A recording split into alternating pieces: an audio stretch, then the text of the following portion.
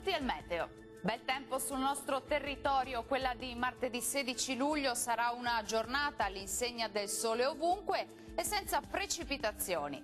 Vediamo la situazione nel dettaglio. Sul Veneto avremo un ampio soleggiamento su tutti i settori, l'alta pressione garantirà un tempo asciutto e stabile dappertutto. Il cielo si presenterà sereno o al massimo con qualche nube a carattere sparso sulle Alpi, ma senza ulteriori conseguenze.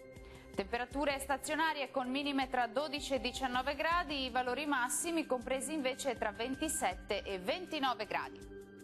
Ci spostiamo ora sul Friuli Venezia Giulia, tanto sole anche sulla nostra regione con cielo sereno al massimo poco nuvoloso. Qualche addensamento sarà possibile solamente sui settori montuosi, ma del tutto innocuo.